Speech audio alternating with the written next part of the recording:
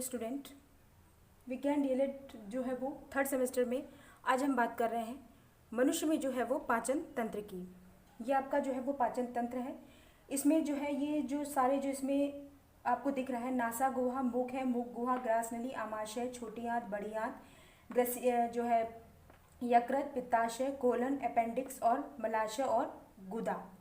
ये जो है आपके जो ये सारे अंग हैं, ये सारे अंग मिलकर हमारा जो है वो पाचन जो है वो क्रिया का कार्य करते हैं और इन्हीं जो सारे जो अंग मिलकर ही एक पाचन तंत्र का निर्माण करते हैं। हमारा जो शरीर होता है और उनकी वृद्धि एवं ऊर्जा के लिए भोजन की आवश्यकता होती है। हम खाते एवं सोते समय भी ऊर्जा की हमें आवश्यकता पड़ती है। हमारे भोजन में प्रोटीन, वसा, मंड, विटामिन एवं लवण होते हैं और इनमें से प्रोटीन, मंड तथा वसा पानी में घुलनशील अवस्था में बनने की क्रिया को जो है हम पाचन कहते हैं। मनुष्य में ये क्रिया निम्नलिखित अंगों द्वारा संपन्न होती है। जैसे ये सारे आपके अंग इसमें हमने बताए हैं। तो इसमें पहला आता है आपका मुख गुहा। मुख गुहा की हम जो है इसमें बात करते हैं पहले मुख गुहा की। तो ये जो है पाचक अंगों में सबसे पहला अंग होता है। मुख गुहा बाहर से दो मांसल चल छोटे जो है ओठों से घिरे रहते हैं। मुख गुहा में ऊपर की ओर जो है वो तालु होता है। दोनों पार्श्वों में गाल होते हैं। मुख गुहा की दीवारों में लगी लाल ग्रंथियां होती हैं। इनमें दो जबड़े होते हैं। ऊपरी जबड़ा अचल होता है और निचली जबड़ा चल होता है। मुख गुहा में जीभ, दांत तथा चार जोड़ी जो है वो लाल ग्रंथियां सम्मिलित होती हैं। जीभ पर स्वाद कलिकाएं होती हैं और मुख गुहा का पिछला भाग ग्रसनी कहलाता है। जीभ के अंतिम जो है सिरे पर पीछे की ओर निगल द्वार के आस जो है वो पास टॉन्सिल जो है वो नामक फूले हुए जो है वो रचना होती है। जैसा कि हमने आपको बताया कि मुख गुहा जो है वो पाचन अंगों में सबसे का पहला अंग होता है।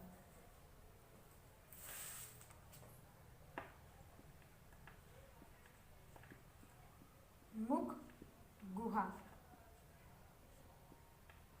मुख गुहा जो है वो पाचन अंगों में से सबसे पहला अंग होता है। सबसे पहला अंग जो है आपका होता है। अब ये हो गया आपका मुख गुहा। मुख गुहा की जो है बाद में इससे मुख गुहा के बाद जो है आपकी बात आती है जो है इसमें आपकी जो है मुख गुहा के बाद आपका आता है इसमें जो है वो ग्रास नली और जो है वो आमाशय। तो ग्रास नली और आमाशय आपका क्या है कि मनुष्य की आहार, ये जो है नाल है, मनुष्य की आहार नाल। इसमें आपका पहला है, मनुष्य की आहार नाल में आपका पहला है ग्रास नली।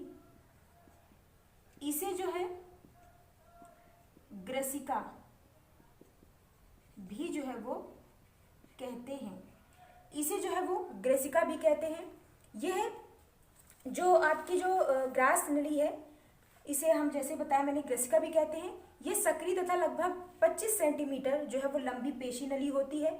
यह गर्दन से होती हुई वक्ष गुहा में, गर्दन से होती हुई आपकी वक्ष गुहा से होती हुई जो है वो मलाशय मतलब आमाशय में जो है वो खुलती है। आमाशय में आपको ये देखो यहाँ से गर्दन से जो होती, यहाँ से आपकी जो है वो आमाशय में जो है ये खुलती है।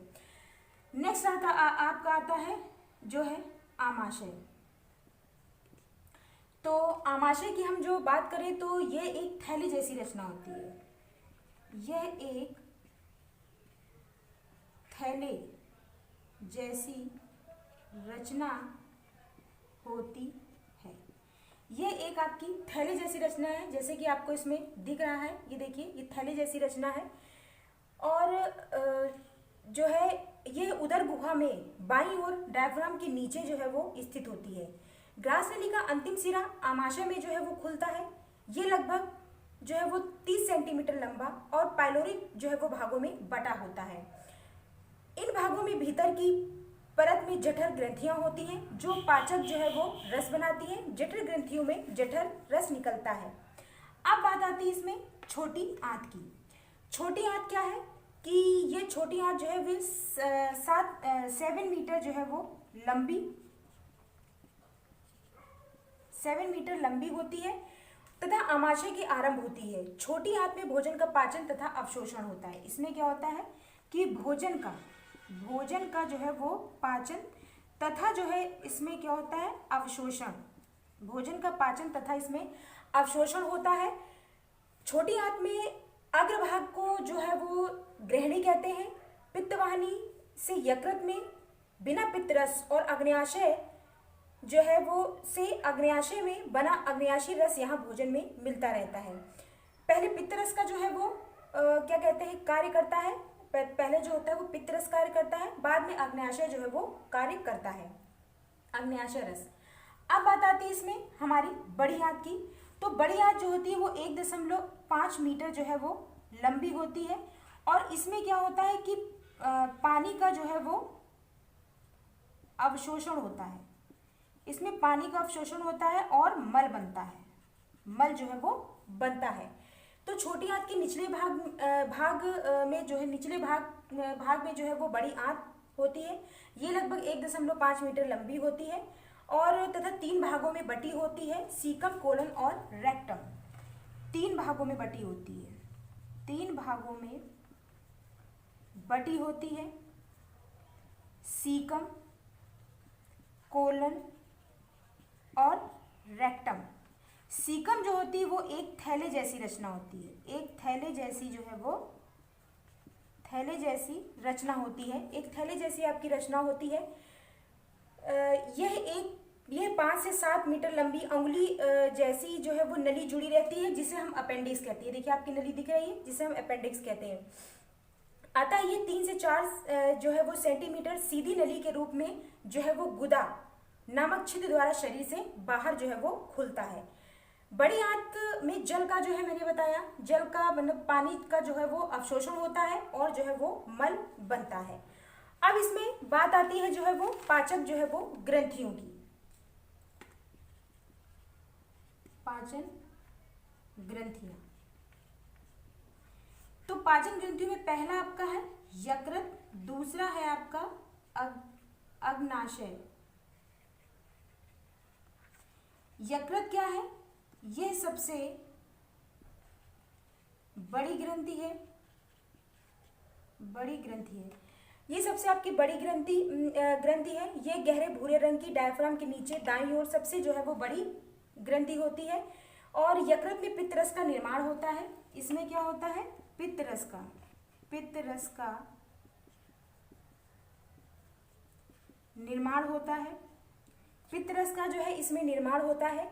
इसमें जो है वो पित्तरस का निर्माण होता है जो एक गोल थैली जैसी रचना पित्ताशय से जो है वो एकत्र होता रहता है। पित्तरस में पाचन एंजाइम तो नहीं होते, परंतु यह वसा को अवशोषण के योग्य बनाता है। अब बात आती है आपकी अग्न्याशय की।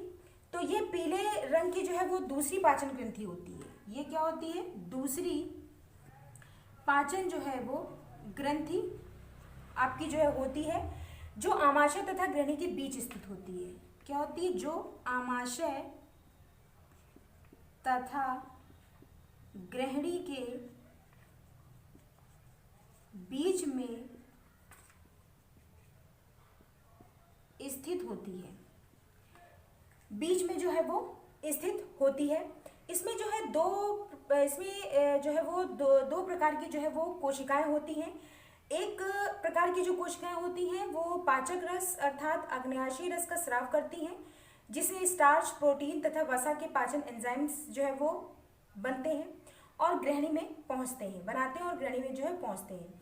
दूसरे प्रकार की इसमें कोशिकाएं क्या होती हैं कि यह जो है अनियमित रूप से जो है वो बिखरी रहती है समूहों में और जिन्हें लैंगरहंस के द्वीप समूह कहलाते हैं। ये कोशिकाएं इंसुलिन नामक हार्मोन का स्रावण करती हैं। तो ये हो गया आपका जो है पाचन, मनुष्य का जो है वो पाचन तंत्र कि उसमें कौन कौन से अंग जो है वो अपना मतलब कौन कौन से अंग जो है उसमें भाग लेते हैं और वे अपना अपना किस प्रकार जो है वो कार्य करते हैं हमारे पाचन तंत्र को सही रूप से उनको चलाने के लिए। तो ये जो आपका जो टॉपिक था जो है वो मनुष्य का पाचन तंत्र, ये टॉपिक जो है वो यहीं से हम समाप्त करते हैं।